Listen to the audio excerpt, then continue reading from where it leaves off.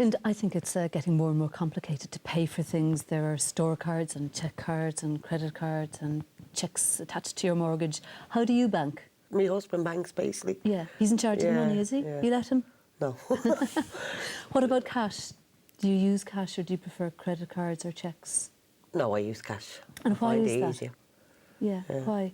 Because it's more understandable to me than going to a bank machine and putting in a pass card. Yeah. So cheques can be confusing, can't they? Yeah, with very confusing, yeah. all the information. Yeah. And what about the ATM, the hole in the wall? Can that be confusing too? Sometimes it can be very confusing. To me, it can be. Yeah. And it's worse if there's a queue behind you, isn't it? And yeah, because you're kind of holding up that queue as well. yeah. So you end up just leaving it there. So basically, I go out with money now than using my card. Yeah. I would. And then sometimes there's the feeling that, well, it won't give me any money anyway. Yeah, there's sometimes none there'll be left. no money left in it. So no many people are going for money because they're often happy. Yeah, same here. Yeah. Not a nice feeling. No, it's not a nice feeling at Well, all. we'll be looking at more about writing cheques later on in the programme, but if you'd like to know more, there's a free workbook which has some exercises to help you. To get your free pack, you can free phone the number on your screen, 1800 20 20 65. That's 1800 20 20 65. Or you can visit our website, www.rug.ie. Clodagh, the Plain English brand. Now, we know that Plain English started in England, I think, about 25 years ago, and then more and more people, individuals, companies realised that there's too much gobbledygook out there and it's serious business. How is the brand actually evolving in Ireland now? Well, organisations that had used our service wanted some form of recognition that they were taking the time to put their information into plain English. So in response to that, we produced a plain English mark, which is really a logo that they can put on documents once we have approved that they meet plain English standards. So it's something for them to aspire to, I suppose, really. It is, yeah. It's like the old guaranteed Irish mark or a quality tick. Something along those lines, all right. And is the branding working? Are more and more companies getting involved? They are, yeah. We've had a lot of interest from it, and often it's by word of mouth. If some organisations have used it and have been happy, then we'll find that other organisations will contact us about it. Well, earlier we saw some handy hints on writing a cheque. Here's some more information for when you need to sign along the line.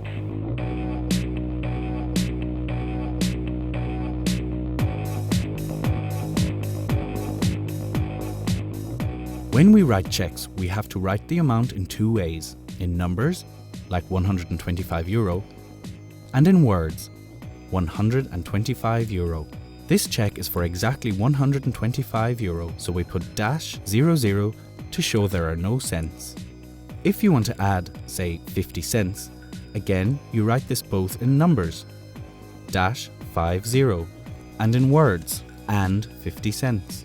If you want to write a bigger number, like 2000, you write the number as 2,000.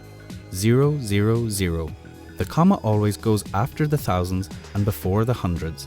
So 5,300 is written 5,300.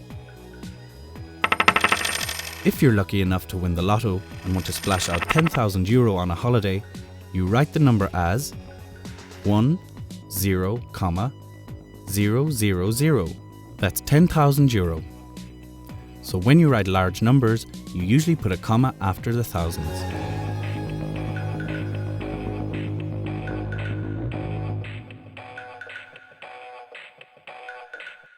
Linda, you were saying to me earlier that drama is a very big interest of yours now, isn't it? Yeah, drama's my life. Is it? It's your life? Yeah. What do you do? Do you act? Do you direct? Do you do a bit of everything? I act, I role play, I basically do an awful lot of acting. How did you get involved? In Rialto drug team in Rialto. There was drama going on. I basically just went in one day and they said there's drama classes going on. So I sat there about 9 years ago and I'm there since. And have you encouraged other people to get involved then as well? I'm basically working on it now. I'm actually going to college next year to be a drama teacher myself. Fantastic. So I'm actually working with elderly people now to bring them into drama. Is drama good for elderly people like that, or say women who've devoted their lives to looking after other people? That's what it is, women devoting their life. They've an awful lot of self-esteem there and they need to get it off their chest. Do you know what I mean? So we brought in acting for them into classes. Yeah. And basically women want to do drama. They want to act it out. Do you know what I mean? And so you took this step 9 years ago, and it has opened up so many opportunities for you. Yeah, for me it has, yeah. Clodagh, do you watch the medical dramas on television? I love The Clinic, actually. Yeah, I watch that too. Yeah, I watch a few of them. Do you think they're confusing, though, all the medical terms they're using? I think they can be all right. I often wonder how they remember all the terms when they're under pressure. But I think it's good, though. It helps to educate people about them if they're explained. Well, of course, the time comes in all of our lives when we might have our own medical drama. And when you do, here are a few handy tips for when you have to visit your GP or pharmacist.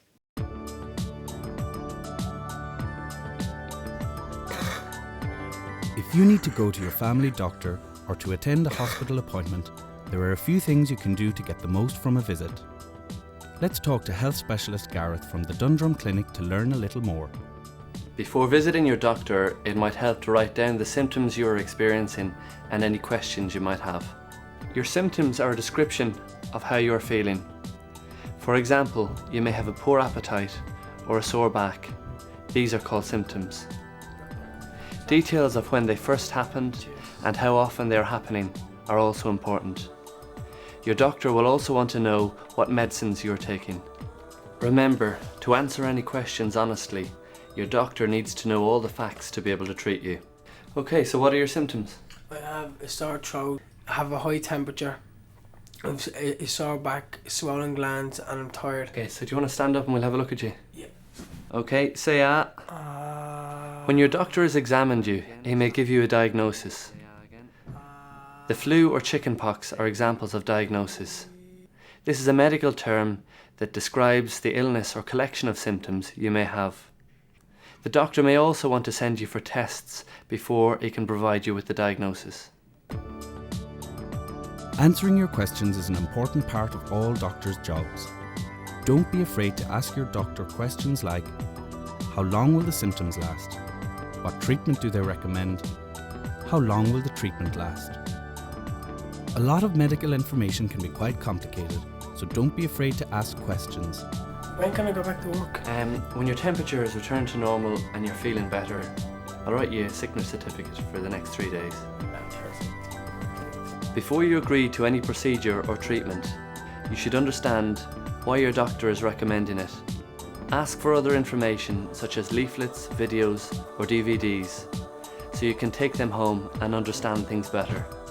Some people find it helps to bring a trusted friend or relative to an appointment. You can do this if you wish and get a second opinion. Once a doctor has made a diagnosis, they may write you a prescription for some medicine. A prescription tells the pharmacist what medicine and what dosage to give you. So once you've got your prescription, all you need to do is head for your local pharmacy. Meet pharmacist Paddy Byrne to learn a little bit more about medicines and what you need to look out for. Darren, is it?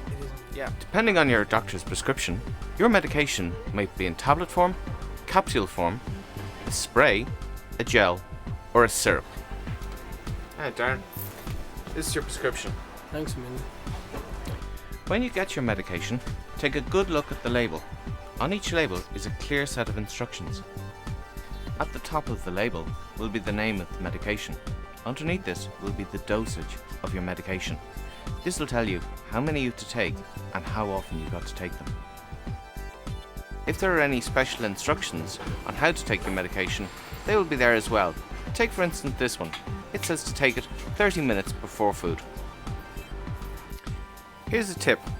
Why not set your mobile phone to remind you to take your medication? That way you won't forget.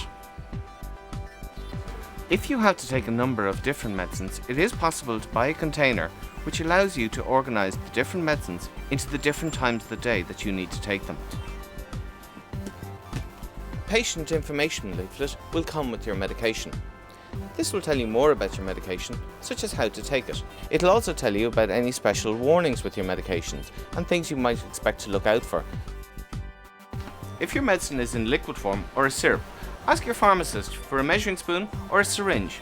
This is particularly important when giving medicines to children. You can buy medication to treat minor illnesses without a doctor's prescription from your pharmacist. These are often called over-the-counter medicines. Tell the pharmacist the symptoms you want to treat, and also if you have any allergies. This is particularly important if you're buying medication for children. Your pharmacist may recommend a medicine to you or may refer you on to your doctor. Taking too much or too little medication can be harmful. Be sure you know how much you need to take and how often you need to take it. Only ever take medication prescribed by your doctor for you. Do not take other people's medication, or do not give your medication to anybody else. You've got to take them for the full 5 days. You also must make sure you take them 30 minutes before food on an empty stomach. Thank you. Cheers. Thank you, Darren. Thanks Take so care. much. Bye-bye. Now all you have to worry about is getting well soon.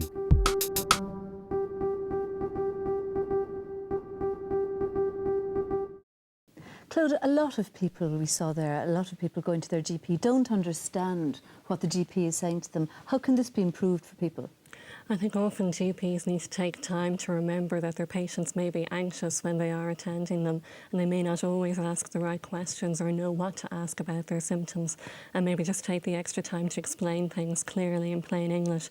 It's not just about putting the written information in a straightforward style, but explaining it verbally as well to make sure the patient understands what's wrong. Well, that's all we have time for today. We'd like to thank our guests for coming in. To Linda Cook, thanks so much for coming in, Linda, and also to Claude McCarthy, who told us a little bit about plain English. Next time we'll be finding out more about how to fill in forms and looking at how people are learning to read Os Gaeilge. In the meantime, here are the contact details again to get hold of your free student workbook that goes with the series. For your free student pack and workbook, free phone 1800 20 20 65. That's 1800 20 20 65. Or you can go online and visit www.rug.ie or write to The Really Useful Guide to Words and Numbers, care of Nala, 76 Lower Gardner Street, Dublin 1.